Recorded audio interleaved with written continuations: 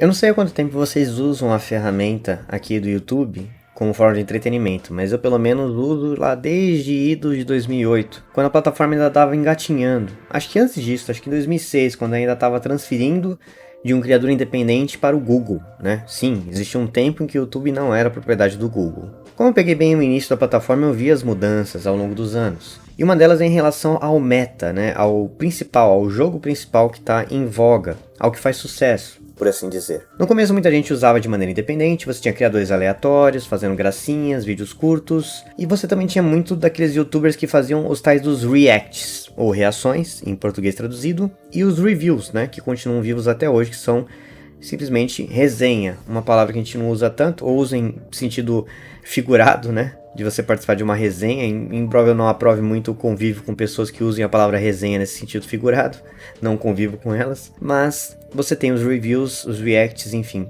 curadores que fazem essa curadoria de um conteúdo e contam pra você. Geralmente quando você procura esse tipo de conteúdo, a ideia é que você tenha um contato com a obra artística em questão. Você quer saber a opinião de alguém que você respeita para saber se vale a pena acessar ou não. Porém, o meu contato com os reviews e os reacts é bem diferente. É, aliás, uma coisa que me faz até questionar a questão das leis de direitos autorais. Porque quando eu assisto um criador fazendo a curadoria de um conteúdo, 80 ou 90% das vezes eu não quero ver aquele conteúdo. Eu quero ver pelos olhares de uma outra pessoa. Eu quero assistir aquela obra com alguém, ou pelo menos ver a percepção que essa pessoa tem. Isso é uma percepção delicada porque muitos criadores sofrem aqui, toda vez que eles citam algum conteúdo de terceiros, em perder os direitos do seu vídeo, em perder patrocínio, perder a monetização do canal, às vezes até sofrer flag, né? Sofrer denúncia de direito autoral, porque afinal se você está impedindo as pessoas de consumirem um conteúdo, se você está tirando a possibilidade desse criador desse conteúdo que você está criticando e passando para os seus espectadores de assistirem, então seria uma violação dos direitos autorais, né? Você está destruindo o poder de financiarização da obra, né? Embora haja mais questões aí, por exemplo, o fato de o cara que fez o review, ele tá criando uma propriedade nova, então não significa que eu deixei de assistir por causa dele, né? Mas que eu tô consumindo uma coisa dele que eu não consumiria da original, por assim dizer. Então, por exemplo, um criador vai lá e faz um review de um filme, eu não ia assistir aquele filme de qualquer forma, mas eu quero assistir ele comentando aquele filme, né? Então tem essas minúcias, né? Mas fica essa questão, né? No caso, eu assisto pessoas comentando outros conteúdos que eu não gostaria de assistir. Isso vale a pena para várias coisas, né? Desde aquelas tretas de YouTube, né? Você tem os criadores de conteúdo que comentam tretas, que comentam outros criadores, né? Comentam, olha só como esse criador é esquisito, né? Na gringa tinha o Jake Paul, os irmãos Logan Paul e Jake Paul, né? Falando e fazendo as besteiras. Então eu via criadores tirando sarro deles, mas nunca assisti um vídeo diretamente deles. E aqui na YouTubersfera brasileira você tem os escândalos, né? Por exemplo, o Z, acho que o mais famoso é o Z, né? Que tem aquele escândalo dele paquerando meninas menores de idade, né, para dizer o mínimo das coisas que ele fez, né, por assim dizer. E o Bars, né, que também ficou bastante infame e bastante queimado nessa questão. Então eu nunca assistiria os conteúdos destes, mas eu ouviria com certeza a voz de alguém criticando esse cara que eu nunca ouvi falar e nunca iria atrás por mim mesmo. Mas vai um pouco além. Eu gosto de assistir também criadores de conteúdo que fazem críticas de filmes, de séries, de jogos que eu nunca vou jogar, que eu nunca vou assistir. Eu não sei se algumas pessoas têm essa questão, mas eu gosto muito de ver uma pessoa contando uma história, estragando o filme, dando spoiler e tudo mais, e eu nunca vou assistir aquele filme. Ou talvez eu vou assistir daqui a uns 10 anos, 5 anos, ou talvez daqui a alguns meses quando eu esqueci, pelo menos uma parte central dessa resenha, mas eu queria muito, pelo menos eu quero muito, ouvir uma pessoa falar de algo que lhe interessa. E aqui no YouTube eu posso citar alguns canais, como por exemplo a Tatiana Feltrin, que faz os reviews dos livros, né? Eu posso citar o Platinho, falando sobre filosofia, sobre alguns autores que ele leu, que eu nunca, ou talvez não tenha vontade agora de ler, embora me interesse muito. Eu posso citar também alguns canais gringos, né? Sobretudo o Bionic Pig e o Elvis the Alien, né?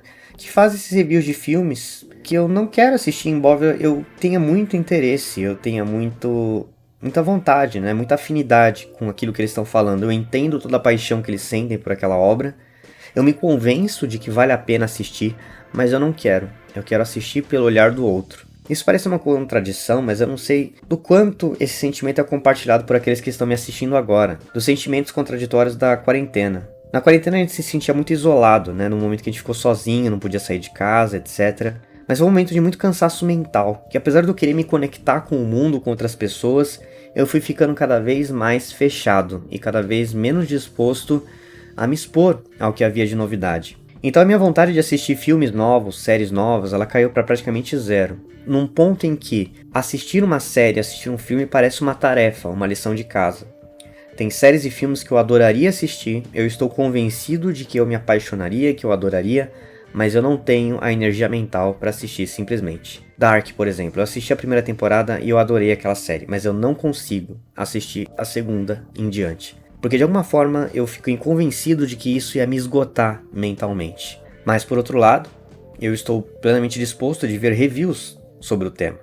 Talvez não sobre Dark, né? Dark eu ainda acredito que em mim vai aparecer a chance e a energia de assistir algum dia, mas outras séries, outros filmes de ficção científica, né? Por exemplo, Elvis the Alien. Ele fez toda uma crítica, né, sobre as séries e filmes de ficção científica que ele assistiu. Um vídeo de 1 hora, onde ele fez toda uma descrição de vários filmes que eu gostaria de assistir, mas eu prefiro muito mais ver ele relatando filme por filme, estragando, spoilando, né, que spoil é isso, né, dar spoiler é estragar literalmente, é o significado da palavra. Dezenas de filmes que eu poderia assistir, que eu poderia abrir no Netflix, que eu poderia procurar na internet, nos serviços que eu tenho de streaming, mas eu prefiro que ele assista, porque eu não tenho a energia simplesmente para assistir, para me engajar com esses filmes e com essas séries. Foi assim pelo menos durante boa parte de 2020 e 2021. Agora aos poucos eu tô começando a voltar a poder assistir filmes e séries. Sim, eu simplesmente não conseguia. Aquilo me esgotou de tal modo que eu comecei a consumir mais compulsivamente os conteúdos do YouTube.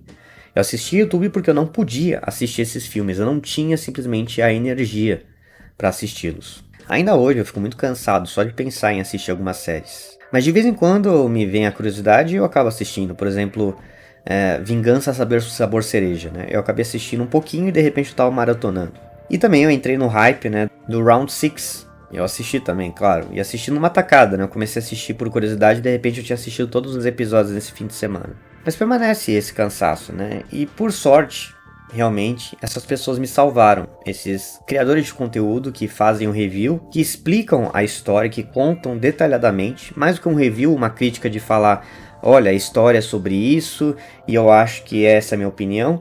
Não, muitas vezes o review era realmente revendo aquela obra. Não só uma resenha, mas uma descrição, tópico a tópico, de cada um dos arcos. Como se alguém contasse pra mim o enredo do filme. Como se alguém ficasse do meu lado e falasse, olha só, esse filme é muito legal, você deveria assistir, mas se você não quiser assistir, eu vou contar cena por cena pra você. E você vai ver o quanto é legal essa ideia, essa criação, e também o quanto eu me diverti. Tem essa questão também de dividir a experiência. Esse vídeo é um pouco confuso, eu não sei até onde eu vou poder editar ele pra ficar atraente pro espectador. Porque eu me impus esse ritmo de colocar vídeos nas terças e quintas, né, às 10 da manhã, recentemente, para tentar aumentar o meu fluxo criativo, né? Nem que seja na base da marretada e tentar dar alguma consistência pro canal.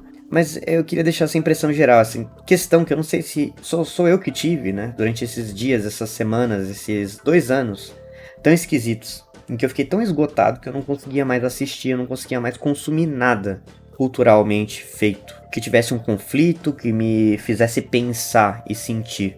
Mas eu preciso pensar e sentir. E para isso foi necessário que outras pessoas filtrassem isso para mim. Que elas mastigassem mesmo isso e depois me dessem na mão de uma maneira muito mais digerível.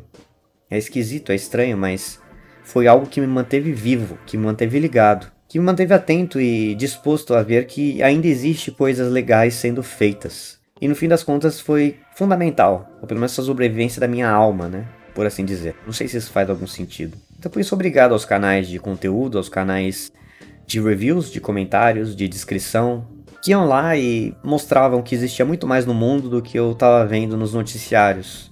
A realidade nua e crua, né, dos noticiários que eu sempre assistia, de toda essa loucura que tá acontecendo.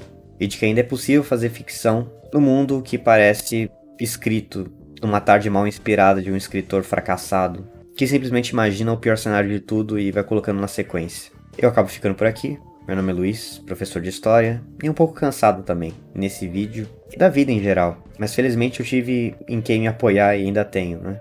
Pra me manter ligado, pra me manter disposto e esperançoso, embora não muito. Até a próxima e tchau.